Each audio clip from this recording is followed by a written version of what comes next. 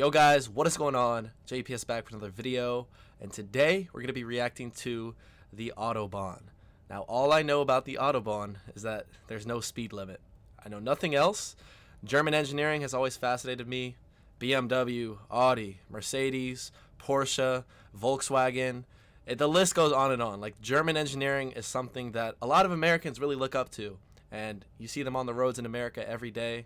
So Germany's really impressed me with the comeback and just how advanced Germany has become, and I really want to visit someday. But anyways, this is going to be a bit of an introduction to Germany and Europe on this channel, something I wanted to move into at some point, and I figured now's a good time. So I hope you guys are all having a good holiday, whatever you're doing, and everything's going smoothly. But yeah, today we're going to be checking out the Autobahn. Everyone, it's always mentioned at some point throughout the year. I always hear someone bring it up in conversation. I'm like, oh, the Autobahn. But I don't know anything about it, so that's what we're going to be doing today, learning about the Autobahn.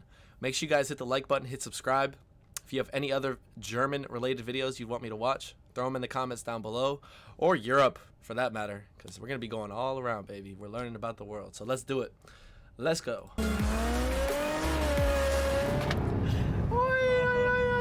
The adrenaline is pumping, man. Germany is literally the only developed country where cars like this can go as fast as they can. Little Jaguar.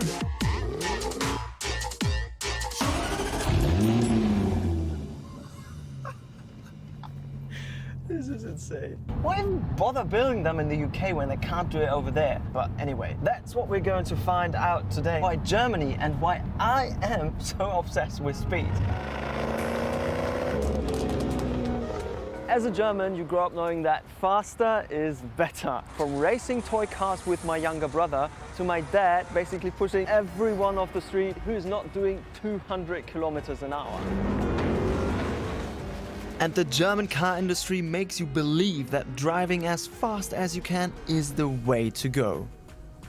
And we've got the perfect racetrack to do it. Our beloved German Autobahn. Yeah!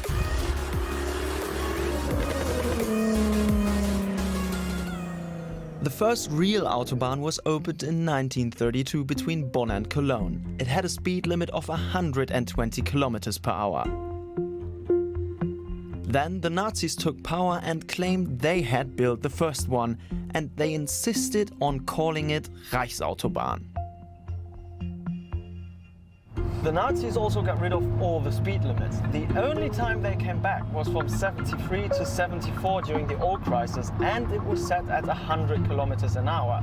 And the government even wanted to keep it, but the federal states absolutely did not.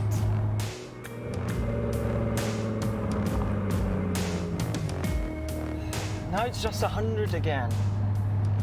How am I supposed to drive this car out if there's 100 kilometers limitations everywhere?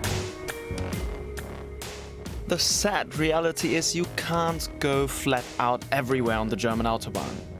Well, we're supposed to drive very fast, and instead we're stuck in a traffic jam, and that's also a reality of the glorious German Autobahn. Yes, we do have traffic jams and construction sites as well in Germany. Even worse, about a third of the German Autobahn has speed limits, and it's recommended that you drive 130 kilometers on the other parts. Recommended. You can't get fined if you drive faster. But why 130? Because in 1970 alone, more than 20,000 people died on Germany's roads, which got the conversation going about speed limits. In 1977, a large-scale comparative study concluded a speed limit reduces crashes by 9 to 11% and deaths by 20 to 23%. But a specific speed limit... I want to mention something about that. Very similar situation happened in the United States, but it was with seatbelts. We didn't have a seatbelt law, like that you had to wear your seatbelt until people started dying from them. So it's kind of learning the hard way. But if I lived in Germany, boy, I'm getting that AMG, going on that Autobahn where it's the recommended speed limit, and I'm pushing it. Yeah, that sounds so fun. Safely, of course. You know, no cars around, big stretch of road. Come on, like that's That sounds so fun. Limit was a no-fly with the German public, and the hugely influential automobile club ADAC even campaigned against it. So we ended up with a recommended speed limit of 130. To find out how bad high-speed crashes really are, I'm taking an accident researcher for a spin in my ridiculously overpowered Jag. I thought he was about to say, I'm gonna get in an accident. Siegfried Brockmann has been reviewing car accidents for over 15 years for German insurers, the people that pay for all those crashes. At the speed we're at now, you would automatically lose your driving license. He's joking, of course, right? But for someone who researches accidents for a living, well... Yeah, that's more like it. Woo! He loves speed. He's German after all. But let's get serious again. What does crashing at higher speeds actually mean? In the formula for kinetic energy, velocity has a quadratic effect. That means that an increase of just 10 km/h creates proportionally a much higher amount of energy.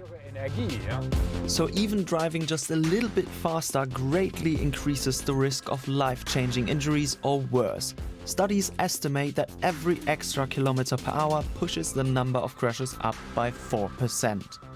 But it is also true that there are other countries that have a speed limit in place and still more people die per month than in Germany. Just look at the Czech Republic, the United States and Italy, for example. But the UK and Denmark also have speed limits and fewer deaths per month. I mean, the problem... A lot of that boils down to the infrastructure in place. In the UK, they have an amazing train system. In the United States, everyone has to drive. There's also a lot more people who can drive in the United States. We have over 300 million people, so I don't think that's a good statistic to bring up. But yeah, you could also bring it up. Y'all got all the BMWs and Audis, bro. The problem is that these Good statistics drivers. are barely comparable because of so many variables like Yeah, exactly. road condition, types of vehicles driven, and visibility. One thing is for sure, Germany's car industry does not want a general speed limit. It pushes the sales pitch Autobahn tested like a drug to all you people outside Germany who want to drive mind-blowingly fast cars and still feel safe. Feel safe? Yeah, until you don't. Any weakling can drive at 250 km/h. I think he means me. Even for good drivers, things can go sideways very fast. Siegfried thinks change must come. So I think we need a speed limit that most people would accept. I think that would be 150 kilometers an hour. That would still allow us to get from A to B as fast as possible, and most people don't go faster than that anyway. The growing concern for the environment and the shift to electric might get Germany to a speed limit a little bit faster. Maybe even quicker than the US changes its gun laws. I mean, electric is cool and everything, That's but not you gonna can't happen. go flat out for long without nuking the battery. Yes, that's the spirit, baby! Jesus, I'm such a fan of speed. I mean, the acceleration. Listen to this is insane! But driving at speeds unfit for the situation is a major reason why people die on the German Autobahn. And to be honest, driving for 200 kilometers an hour in a straight line gets really boring after some time. So if you want to have the time of your life and go fast, do it on a racetrack, like my colleague Ronnie did. Over here or here.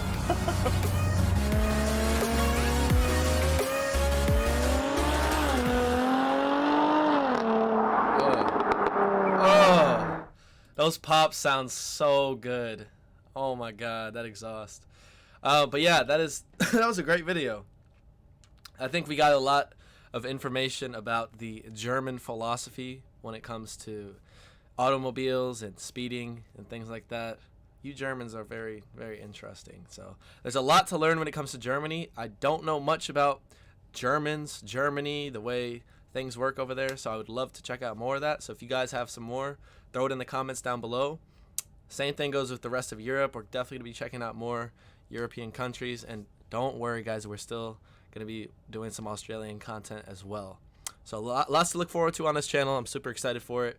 Make sure you guys hit the like button, hit subscribe so you don't miss out. And with that being said, I'm going to catch you all in the next one. Peace.